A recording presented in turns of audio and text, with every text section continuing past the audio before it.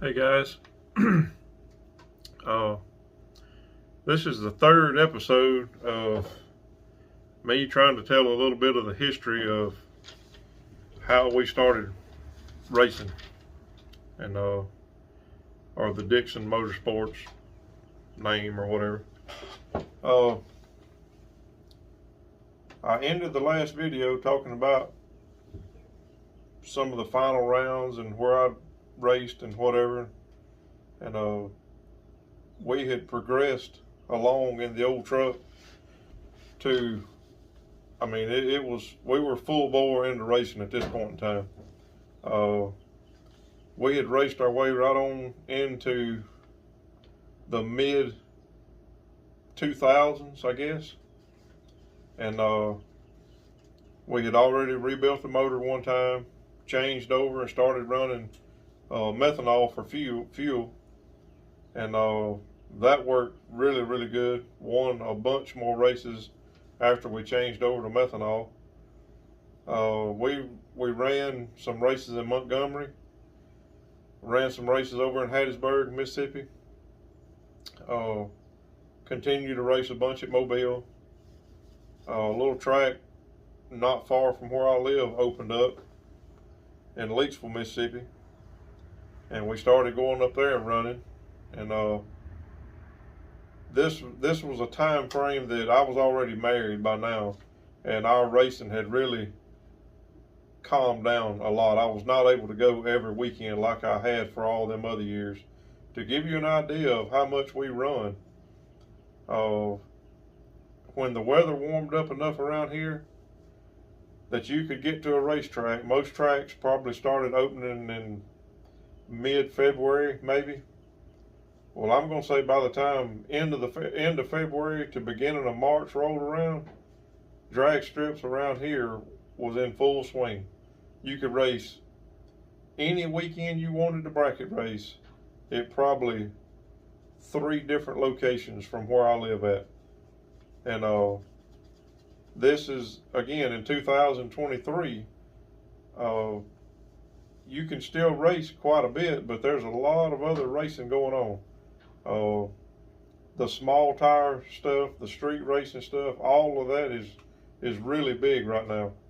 And to think that you're going to just go out every weekend and race a Saturday night bracket race at a local track, and like race for points every week, I'm not going to say them days are gone, but they're a long ways from what they were back when I was doing it a lot.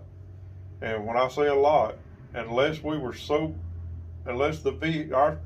old truck was so broke down or tore up that I couldn't physically get it fixed, in between Saturday and the next Saturday would be the only way we would miss a race. We raced from March to November, just like clockwork, every weekend that rolled around. I logged way over 1,000 passes in just the few years that I'd done it a lot, and it was very easy to log that many runs. So we've been up and down the track a bunch of times, and we done it only for a short amount of time. There's guys that I'm friends with, it's like they never quit. They raced as much whenever I was out of it and gone. They just kept on going. So there's people that raced a whole lot more than I have, but I just kind of look at my little window of time that I was involved in it heavily, and that's kind of what I base me thinking that I was fairly successful at it for a short amount of time. So anyway, that gets you up to, like, I got married in 2005, so my truck was still up and running then. It sat in the yard here at my house, not in a shop, and over time, the weather and whatever took its effects on my truck, and finally got it down to where I was struggling. If I decided I could go racing one weekend, it was a chore to try to get it back in good enough shape to go to the racetrack, simply from sitting out in the elements. From the time I had built this thing up to where it was when I got married, it spent every day of its racing career locked up in a shop. It was never outside. So when I bought my house, I just didn't have a shop here, and I didn't really live close enough to home to run down there and check on it every time I wanted to. So I just moved my truck up here at the house, and it really went downhill bad. So I still raced some, still won races at the little local track here next to my house. I'm just sitting here looking. I got some trophies scattered around the shop. I still see trophies up there that's got 2011, 2012 wrote on them. So from 05 on into 2011, 12, right on through, we were still running ever so often, but still winning races. But really enjoyed all of our time of racing and going and doing. But as those years were approaching, my truck was really, really, really going downhill. And one weekend I got ready to go race, and the ignition box failed. I just could not get it to fire. Something got messed up in it, and I think I was actually needing a set of tires. So you couple them two together, and I was probably, $1,500 or so, just with them two items to get back up and running. And being married and having two kids here at the house, that didn't happen as easy as it once did. So all of those times, once that stuff started happening, I could not get my truck to crank and move again. It just ended up sitting here at the house out in the weather. So right on through to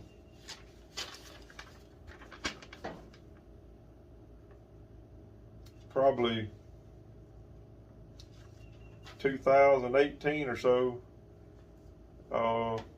me and Daddy start talking about what are we going to do with the S10. And I have not told y'all anything about the S10. I'm going to try to cover, I think I'll probably cover that in another video. But all of this time of me racing, in the background, Daddy was kind of wanting to go racing, and my brother was wanting to go racing. So they kind of teamed up together, and we picked up a little S10. Daddy wanted to build it for Dale, my brother, and it was just supposed to be drop a little V8 in it, just get it race ready, and just go play and have fun. And it took on a life of its own, and before you know it, we had a full bore home built S10 with narrow frame, roll cage. And at some point in time, we decided to put a big block, or I say it was Daddy and Dale's project, but they decided to go ahead and put a big block in it. And at the time around here, I didn't know anybody that had a big block Chevrolet in a square body S10.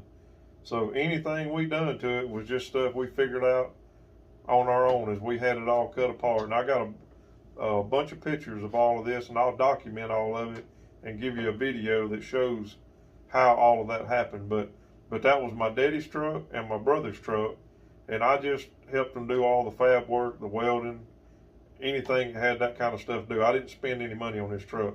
That was all my brother and my daddy. But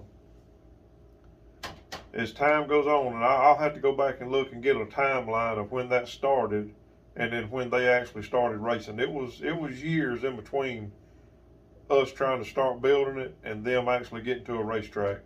So like I say, I'll document that in another video, and it'll be an interesting tale, because what eventually happens is my brother races for years and years and years, and he ends up getting married and moving off, and they just kind of get out of the truck. They get out of the S10.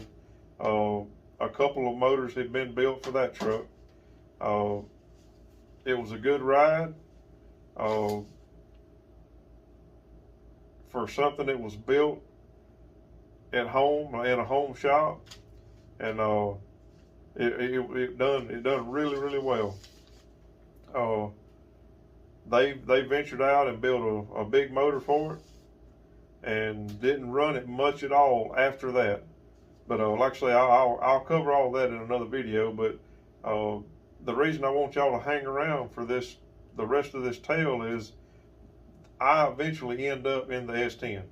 So after my days of racing my old truck get over with, and it just kind of goes downhill sitting here in the yard, my upcoming days end up being in the S10. So I'm going to cover how that transition kind of happened, and let y'all in on some. I'll probably go to the shop and actually video the S10 as it sits right now in 2023. I'll show some pictures of what it looked like back a long time ago when it got started, and then how it was fit and set up the way my brother had it, and then the changes we made from when me and Daddy started in it, teamed up, instead of him and my brother teamed up. So I'll try to get all of that to where you can tell what's going on, and once we get that far, that's going to bring you right up to date here in March of 2023, and we're actively getting ready to go racing. We'll be running in the next week or two. So I'm trying to carry you all the way through. We've come from my high school years all the way to here we are, going into 2019 or so in this story, about the time we start all this new project with the S10. So I'm going to stop this video right here, and if you get a chance, or if you enjoy some of this, just sitting down listening to stories, comment in the bottom or let me know that this is something you're interested in. I've got a bunch of stories I can tell, some from racing, some from just growing up in the country as a old country boy. If you'd like to hear some of that stuff about cutting firewood as a youngin', all kind of stories, telling stories about my granddaddy, anything old like that. You love to hear anything old back in what I consider some of the older days, but not like my granddaddy and my daddy, but stuff I went through as a child, and how we done things compared to how we do things now with children. But if you'd like to hear some of that, get down in the comments and talk to me, let me know. And like I say, if you enjoy some of this stuff, give me a like, subscribe to my channel, because I'm going to try to keep this going. I keep looking at the stats on my channel, trying to see what works and what don't work, and I'm going to keep on doing a little bit of all of it. So I might not hit on something that gets for everybody, but hopefully you enjoy listening to me tell stories and talk and whatever.